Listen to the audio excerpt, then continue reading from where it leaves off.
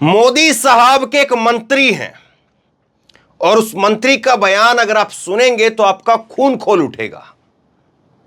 लेकिन मोदी साहब के मंत्री है ना, इसीलिए उनका वो बयान आप तक तो छोड़िए, मेरी नजरों से भी छूट गया था। क्योंकि मोदी साहब के मंत्री, उनके बयान को दबा दिया जाता है, उस पर चर्चा नहीं होती, उस पर बात नहीं होती है। लेकिन अगर कांग्रेस का ये कोई मंत्री होता, मोदी का मंत्री ना होकर के अगर कांग्रेस का मंत्री होता, तब सोचिए क्या बवाल होता। तब सोचिए क्या बीजेपी, आरएसएस, हिंदूवादी जितने भी अपने आप में बीजेपी के संगठन हैं, बजरंग दल और तमाम लोग, वो सड़क पर उतर करके कैसा हंगामा काट रहे होते। लेकिन अब कोई चर्चा नहीं है क्योंकि मोदी का मंत्री है।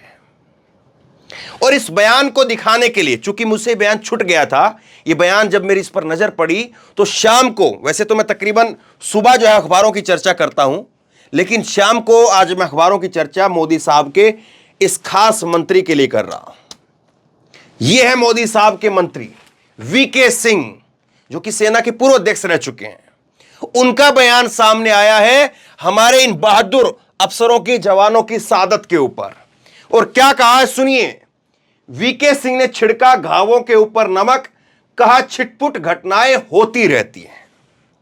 बताइए साहब, जो आदमी खुद सेना का पूर्व अध्यक्ष रहा है, आज बीजेपी में शामिल होकर के उसकी सोच कैसी हो जाती है देखिए। सेना के पूर्व अध्यक्ष हैं ये जनरल वीके सिंह, और आज खुद कह रहे हैं कि ऐसे छोटी मोटी घटनाएं, छोटे मोटे जो है वो इस तरह के वाकया होते रहते, कोई फर्क नहीं पड़ता है। गजब बात है भाई। मतलब आप बीजेपी में शामिल हो गए, मतलब आप जो है वो मोदी के मंत्रिमंडल में हैं, तो अब सेना की वो जो जितना भी आपने योगदान दिया उस सबको भुला दें, उस शहादत को ऊपर बात ही ना करें, और उस शहादत का आज आपके लिए कोई मतलब नहीं है। उस शहादत के बारे में आज आप कह रहे हैं कि साहब ऐसी छोटी मोटी घटनाएं हो जाती हैं। सोचिए जरा एक बात, मैं आपको एक बयान आपको याद दिलाता हूं, और वह कांग्रेस के नेता जो है वो सुर्खियों में भी नहीं रहते हैं। कांग्रेस ओवरसीज के अध्यक्ष हैं सैम पित्रोदा, और सैम पित्रोदा ने केवल यह कहा था कि 1984 के दंगों को लेकर के जो हुआ सो हुआ, इतनी बात कही थी। और उसको लेकर के क्या तांडव मचा था साहब। उन्होंने केवल इतना कहा था जो हुआ सो हुआ। अब आप बताइए वो कितना गलत था, कितना सही था। और यह बयान कितना गलत है और कितना सही है कि छुटपुट ऐसी घटनाएं हो जाती है। जहां पर हमारा कर्नल शहीद हो गया, जहां पर हमारा मेजर शहीद हो गया, जहां पर हमारा डीएसपी शहीद हो गया, और वो इनके लिए छुटपुट घटनाएं हैं। और मीडिया में आज चर्चा नहीं है, मीडिया में आज जिक्र नहीं है इस बात का, मीडिया में कोई हंगामा नहीं कर रहा, और फिर कह रहे हैं कि हमको बहिष्कार क्यों कर रहे हो, हमारा बहिष्कार क्यों करते हो, हमको गोदी मीडिया क्यों कहते हो। भाई ठीक है, बीजेपी का नेता है, बीजेपी के मंत्री हैं, इनको जो चाहेगा, इनके जो मन में आएगा वो करेंगे, वो जो मन में आएगा वो कहेंगे। लेकिन एक मीडिया कर्मी का जो है ये तो फर्ज बनता है ना, एक पत्रकार का ये तो फर्ज बनता है कि कम से कम इस चीज को उठाए, इस चीज पर बात होनी चाहिए, इस चीज को लोगों तक बताया जाना चाहिए कि ये सही कहा गया है या गलत कहा गया है। अगर सैम पित्रोदा का ये बयान कि जो हुआ सो हुआ वो गलत था, उसके ऊपर हंगामा किया गया, तो आप बताइए इसके ऊपर क्या किया जाना चाहिए। छुटपुट घटनाएं इनके लिए। लेकिन देखिए साहब, मैंने दोनों बयान बताए आपको, मैं कोई रखता नहीं हूं किसी का।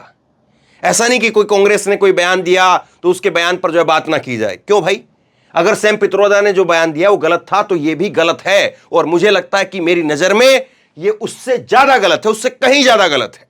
अगर सैम पित्रोदा की आलोचना हुई थी तो इनकी भी होनी चाहिए, इनसे भी पूछा जाना चाहिए, और इनसे पूछा जाना चाहिए। लेकिन ये साहब अभी व्यस्त हैं, ये साहब अभी बहुत बिजी हैं, ये घमंडिया गठबंधन से जो है वो सनातन धर्म को बचाने में लगे हुए हैं। पता नहीं इन बेचारों की कब सुध बुध लेंगे, पता नहीं मेरे को कि इनकी कब सुध बुध लेंगे। अभी जो है ये घमंडिया गठबंधन से सनातन धर्म जो है उसको बचाने पर तुले हुए हैं, उसको बचाने पर लग रहे हैं, वो उसको तबाह कर देंगे। नहीं तो अगर मोदी नहीं होगा तो सनातन धर्म तबाह हो जाएगा। बताइए साहब, ऐसे ऐसे तर्क दिए जा रहे हैं। मुगल आ गए, मुगल चले गए, अंग्रेज आ गए, अंग्रेज चले गए, सनातन धर्म अभी आया है क्या? मुगल से पहले का था या बाद का था, अंग्रेज से पहले का था या बाद का था। लेकिन देखिए, और आज की खबर जो है, ये कल की खबर दिखा रहा हूं मैं, कल का बयान जो मुझसे छूट गया था, आज की खबर एक और शहीद हो गया है। आतंकी घेरे गए हैं, उनके ऊपर मोटार से हमला किया जा रहा है। अभी तक जो है वो सफलता नहीं मिल पाई है। हम उम्मीद करते हैं कि जल्दी सफलता मिले, जल्दी जितने भी आतंकी हैं उनको सबको निस्तेनाबूद किया जाए, चुन चुन करके एक एक को जो है वो ढूंढ ढूंढ करके मारा जाए, बदला लिया जाए हमारे सैनिकों की शहादतों का, और फिर उसके बाद में काम किया जाए कि हमारा आगे से एक सैनिक तक ना मरे, एक सैनिक तक शहीद ना हो, किसी सैनिक की कोई शहादत ना हो, किसी को कोई खरोंच तक ना आए। लेकिन देखिए साहब क्या हो रहा है, मैं आपको एक और चीज दिखाता हूं, जागरण अखबार ने क्या किया है वो भी देखिए जरा। जागरण अखबार की 2 अखबार मेरे पास में, ये देखिए 2 अखबार है मेरे पास में, और ये अखबार है 16 तारीख का और ये अखबार है 15 तारीख का। 16 तारीख को देखिए, ये पहले 15 तारीख का मैं आपको दिखाता हूं। 15 तारीख का पहले आपको दिया, फिर 16 पर बात करेंगे। ये देखिए, जब शहादत की खबर है तो उसको किस तरह से यहां पर जो है वो ढांप दिया गया है। 15 तारीख का ही जो है ये 15 तारीख का ही जनसत्ता का अखबार है, और किस तरह से जनसत्ता ने पहली खबर को जब प्रमुखता से छापा है, शहादत पर गम और गुस्सा। ये जनसत्ता ने छापा है, शहादत पर गम और गुस्सा, ये छापा आपके सामने देख लीजिए। और यहां पर जो है वो दैनिक जागरण अखबार जो है वो कैसे जो है वो छाप रहा है, सनातन संस्कृति को समाप्त करना चाहता है विपक्ष का घमंडिया गठबंधन। मतलब ये देखिए, आप 2 अखबारों की जो है वो आपके सामने मैं रख रहा हूं, ये देख लीजिए, 2 अखबार हैं। क्या कहेंगे इसको आप? देखिए दोनों अखबार। ये अखबार कह रहा है शहादत पर गम और गुस्सा, ये अखबार जो है वो प्रमुखता से छापता है सनातन संस्कृति को समाप्त करना चाहता है विपक्ष का घमंडिया गठबंधन। इस अखबार ने भी छापा है, ये देखिए यहां पर छापा है, लेकिन यहां पर मतलब प्रमुखता दी गई है शहादत को, शहीदों को, लेकिन इसकी प्रमुखता कहां पर है? जागरण अखबार की। और दूसरा देखिए जागरण अखबार, ये 15 तारीख की खबर है ना, 15 तारीख का जागरण है, और उसके बाद में 16 तारीख का ये जागरण अखबार देखिए। 16 तारीख का जागरण अखबार जो है वो यहां पर तो छाप रहा है कि पहाड़ी पर छिपे हुए आतंकियों को मार गिराने के लिए ड्रोन और रॉकेट लॉन्चर से दागे गए बम, मतलब जो आज की हकीकत है वो बता रहा है। और यहां पर देखिए आप क्या लिखा है, यहां पर 3/4 दुनिया पीएम मोदी की मुरीद, लोकप्रियता में शीर्ष के ऊपर। ये देख लीजिए आप, 3/4 दुनिया वो मोदी की मुरीद हो चुकी है। भाई जागरण अखबार खुद यहां पर कह रहा है कि हमारे जवानों के ऊपर आज क्या कुछ किया जा रहा है, और हमारे जवान जो कैसे बदला ले रहे हैं, किस तरह से जो है वो समय चल रहा है उनके लिए, लेकिन यहां पर मुरीद बताया जा रहा है। 3/4 दुनिया वो मोदी की मुरीद है, और केवल जागरण नहीं बता रहा है। देखिए जरा, ये देखिए, ये देश के गृह मंत्री हैं जिनके पास समय नहीं था कि वो ट्वीट करे श्रद्धांजलि के लिए, लेकिन उन्होंने जो है वो मोदी की मुरीद है दुनिया, उस पर जो है वो ट्वीट कर दिया। ये देख लीजिए आपके सामने कि 76% लोग जो है वो मोदी के मुरीद हैं।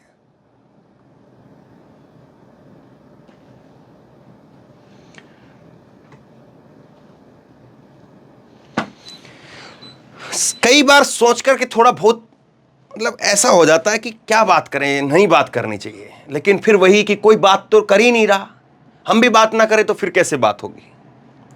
और दिखाऊं मैं आपको कुछ, ये देखिए नवभारत टाइम ने लिखा है, एक और शहीद आतंकी घेरे गए, मोटार से हमला। ठीक है, जागरण अखबार जो है वो लिख रहा है, ये भास्कर अखबार ने लिखा है कि अनंतनाग में चौथे दिन भी मुठभेड़ जारी है। ठीक है, और देखिए अनंतनाग में एक और शहीद, और दिखाता हूं,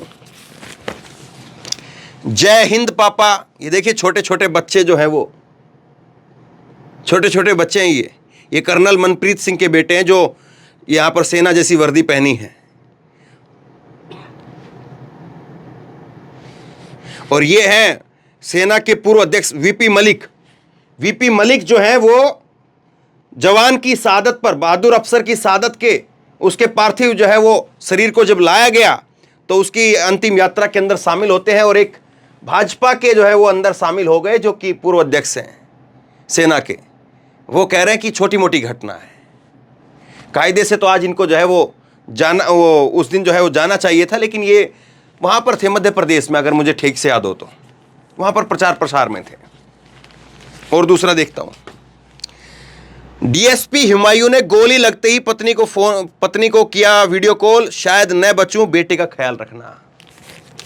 उसने कहा कि मैं तो चला, बेटे का ख्याल रखना। हुमायूं भट्ट, डीएसपी हुमायूं भट्ट अपनी 29 दिन के बच्चे को जो है छोड़ करके चला गया। और 30 साल की इसकी पत्नी है फातिमा, उसकी आंखों के आंसू नहीं थम रहे हैं।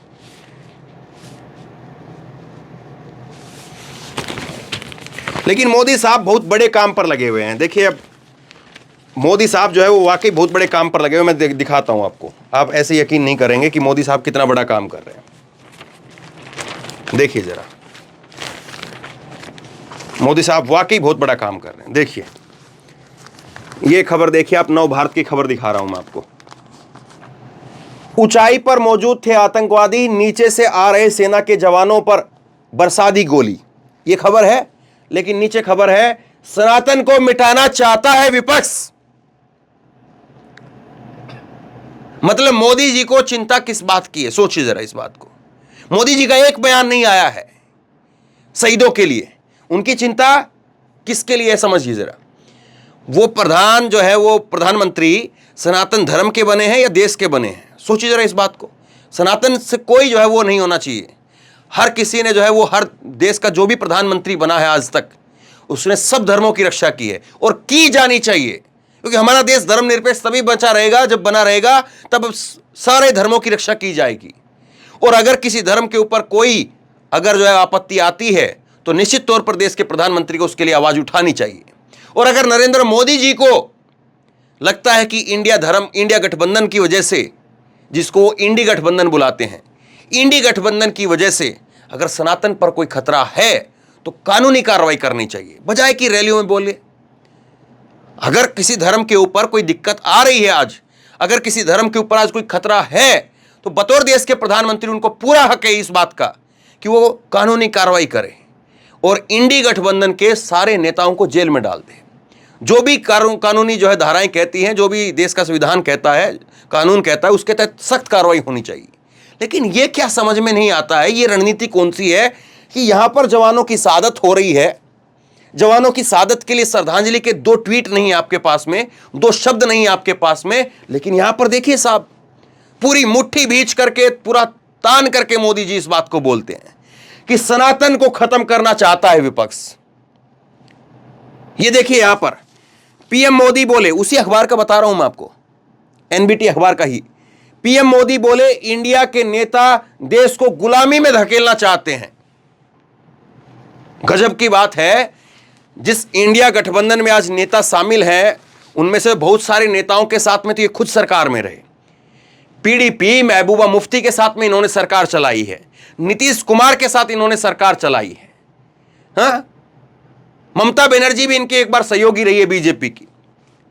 बताइए आप, तमाम नेता। और उद्धव ठाकरे क्या कहेंगे, जो उद्धव ठाकरे तो अपने आप को हिंदुत्व धर्म का जो है वो एक जो है झंडा बरदार बताते हैं, उनके साथ सरकार रही इनकी, और उसी के ऊपर कह रहे हैं कि साहब नहीं,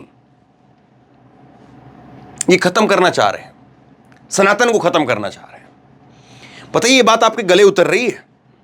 और इसीलिए मैंने कहा अपनी इससे पिछली खबर में, मैंने इसीलिए कहा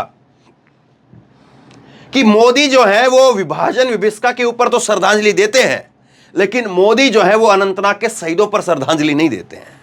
तो क्या ये नरेंद्र मोदी जी ने शुरू किया, या उनकी राजनीति को या उनकी विचारधारा को ये जो है वो सही लगता है, तो इसलिए इस पर चर्चा होगी। और ये उनकी राजनीति को, विचारधारा को सही नहीं लगता है, या उनको लगता है कि अब कुछ नई तरीके का जो है काम किया जाए, ये तो मुझे तो नहीं लगता है कि कोई राजनीति या कोई विचारधारा किसी के आड़े आ सकती है कि हम अपने शहीदों को जो है श्रद्धांजलि ना दें। मुझे नहीं लगता कि कोई विचारधारा इसके आड़े आ सकती है। और बीजेपी की विचारधारा भी ऐसी तो नहीं है, मैं बिल्कुल नहीं मानता हूं कि बीजेपी की विचारधारा ऐसी होगी। मैं बिल्कुल नहीं मानता हूं कि नरेंद्र मोदी का कुछ व्यक्तिगत तौर पर कुछ इस तरह का मंतव्य होगा।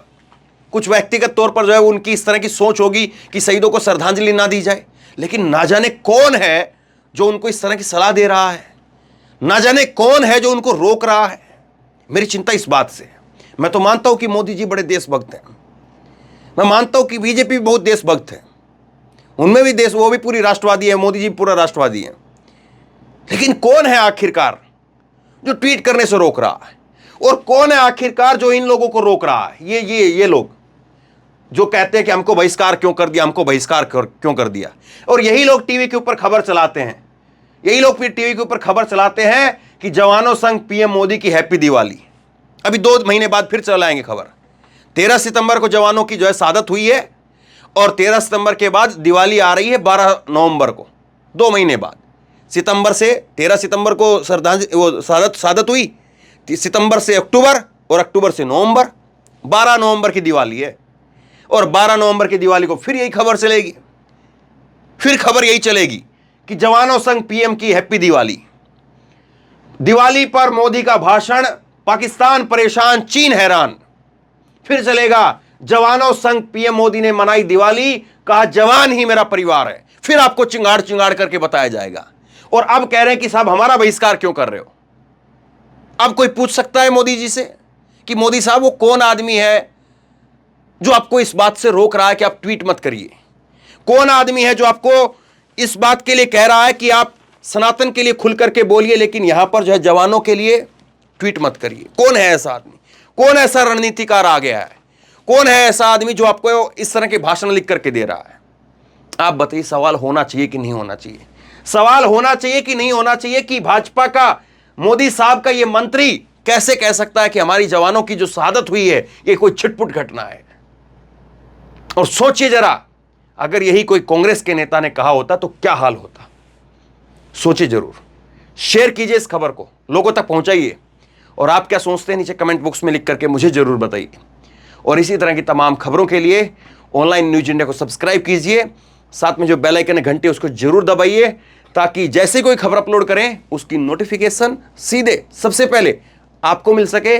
और अगर ये वीडियो फेसबुक पर देख रहे हैं तो फेसबुक पर हमारे पेज को लाइक कीजिए, फॉलो कीजिए, और इस खबर को शेयर कीजिए। धन्यवाद।